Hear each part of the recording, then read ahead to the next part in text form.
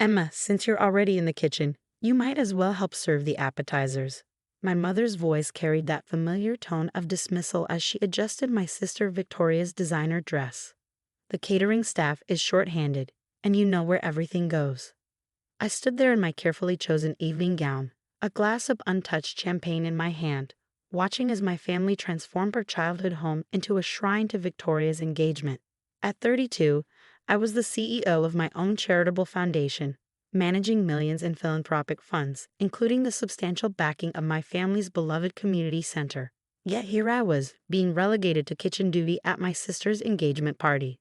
But Mom, Victoria pouted, her perfectly manicured hands smoothing down her dress. Emma's wearing Valentino. Wouldn't it be awful if she spilled something on it? The concern in her voice was as fake as her eyelashes.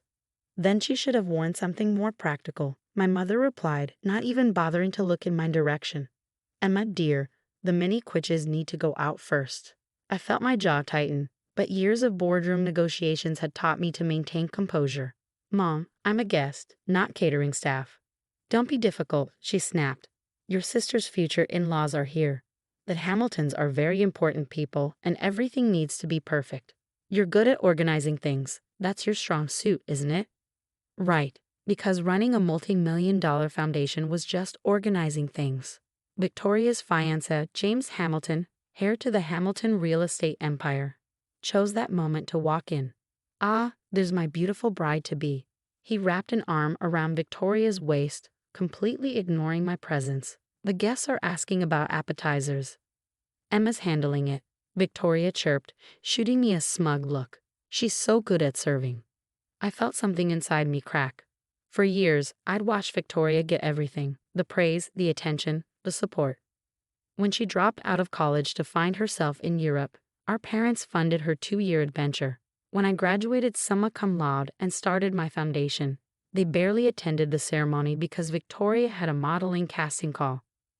Now, as I stood in my designer dress, being ordered to serve food at my sister's engagement party, I realized nothing had changed. To them, I would always be the reliable one, the invisible one, the one who could be taken for granted.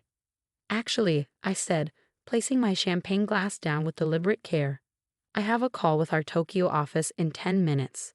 You'll need to find someone else to serve. Tokyo office? James coughed. What could be so important about your little charity work that you can't help at your own sister's engagement? Little charity work. If only he knew that his family's latest development project relied heavily on funding from my little charity. My mother's face darkened. Emma, you will not embarrass us in front of the Hamiltons. The Tokyo office can wait. I checked my phone, a small smile playing on my lips.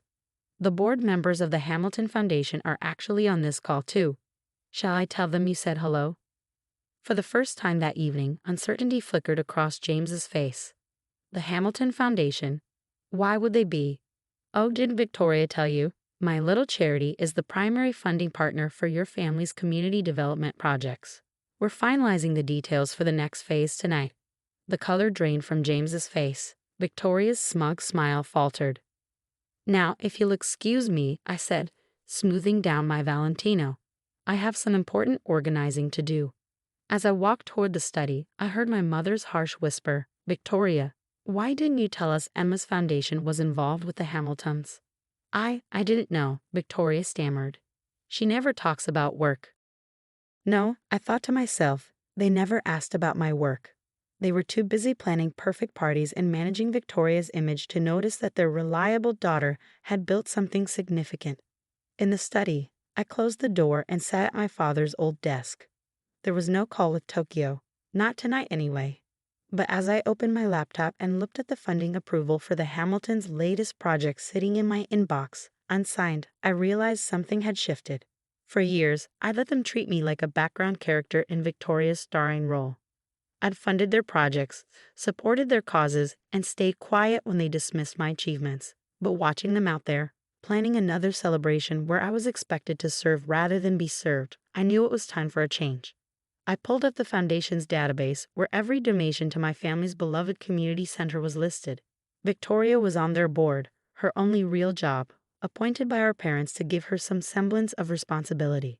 The center was her pride and joy, the one thing she claimed to care about besides herself. My finger hovered over the keyboard as I thought about all the times I'd been pushed aside, told to serve, expected to give while never receiving. The Foundation's next quarterly funding review was coming up. Perhaps it was time for my family to learn exactly what my little charity work meant to their perfect world. The morning after Victoria's engagement party, I sat in my office overlooking the city, reviewing the quarterly funding reports. My assistant, Kate, entered with my morning coffee and a concerned expression. "Your mother has called 6 times already," she said, placing the cup on my desk. "And your sister sent an email marked urgent regarding the community center's annual gala." I smiled, taking a sip of coffee. I assumed they finally looked at the updated funding roster. The one where the community center's grant is listed as pending review? Yes, I believe that's what triggered the panic. The phone on my desk buzzed again. My mother's number. "Emma." Her voice was shrill when I finally answered. "There must be some mistake. Victoria just called me crying about the community center's funding being cut." "That can't be right." "Not cut, Mom. Just under review. Standard procedure for all our grant recipients." But this is different. This is family. The center's gala is next month, and Victoria's been planning it for ages. The Hamiltons are expecting a big announcement about their new development project. Of course they were. The project that needed my foundation's approval. The one they hadn't bothered to mention to me while I was serving appetizers. "That's interesting," I said, keeping my voice neutral. "No one mentioned the gala to me last night. I was too busy in the kitchen, remember?" Silence on the other end. "Then, is that what this is about? You're punishing Victoria because we asked for your help at her engagement party?" "No, Mom. This is about fiscal responsibility. The Foundation's board requires all grant recipients to demonstrate community impact and proper fund management. I'll need to see the center's complete financial records and impact reports for the last 3 years." 3 years? She sounded faint. "But Victoria only took over the bookkeeping last year. Before that, everything was informal." Informal. Code for non-existent. I'd suspected as much. "Then that's where we'll start. Have Victoria send over whatever records she has. The board meets next week to finalize the quarterly allocations." "Next week? But the gala?" "Isn't my primary concern. Now, if you'll excuse me, I have a meeting with the Hamilton Foundation in 10 minutes. After hanging up, I turned to Kate. "How long until Victoria shows up in person?" "Given downtown traffic, 20 minutes, tops." It took 17. Victoria burst into my office, her perfect makeup slightly smudged from tears, clutching a disorganized pile of papers. "You can't do this," she wailed, dropping the papers on my desk. "The community center is my life. The gala is my moment to show James's family what I can do." I picked up the scattered documents, noting credit card statements mixed with handwritten IOUs. "Your moment? What exactly have you done with the $500,000 in funding we provided last year?" She blinked, mascara smearing slightly. "Well, we had events. Important ones. And community things."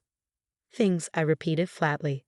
"I see. And these events, like the luxury wine tasting you charged to the center's account, how do they serve our mission of youth education and elderly care?" Victoria's face flushed. "That was networking. For donations." "Interesting. And did any donations materialize from your networking?" She shifted uncomfortably. "Not yet, but..." "What about the 3 staff members who resigned last month? The ones with actual social work degrees?" "They weren't fitting the center's new image." I leaned back in my chair, studying my sister. She'd always been the pretty one, the charming one, the one our parents thought could do no wrong. But charm couldn't hide financial mismanagement, and beauty couldn't cover up incompetence. "Victoria, the foundation isn't Mom and Dad. We don't run on image. We run on results." "Please," she whispered, her voice small for the first time I could remember. "The Hamiltons, if they find out about this, find out that their future daughter-in-law has been treating a community center like her personal party fund. Yes, that would be unfortunate." Tears spilled down her cheeks. "I'll do anything. Just, please don't let this fall apart."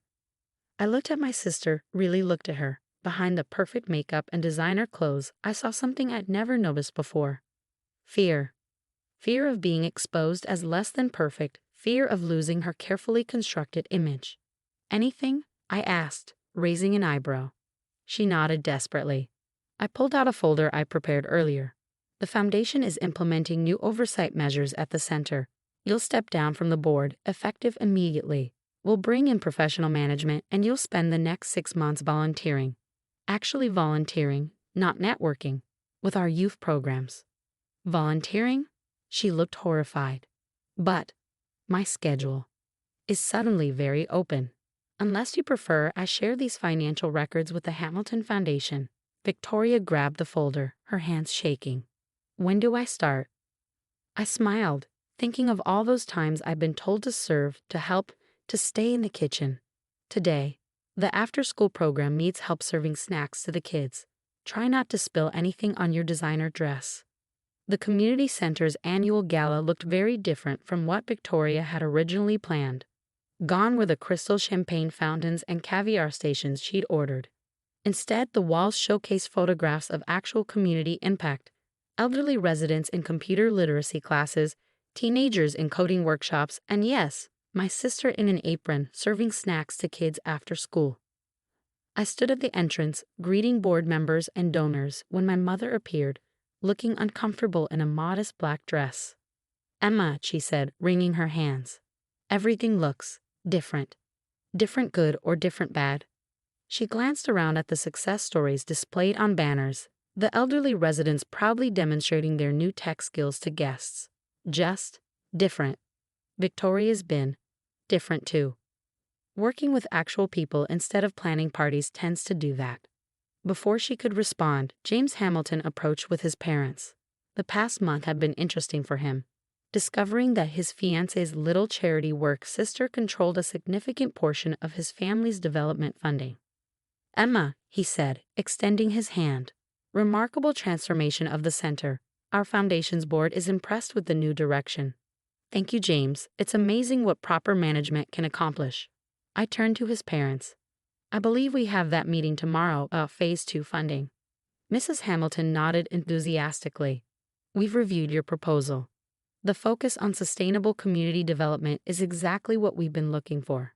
My mother's eyes widened at their exchange. All these years, she pushed Victoria into society events, convinced that charm and connections were everything.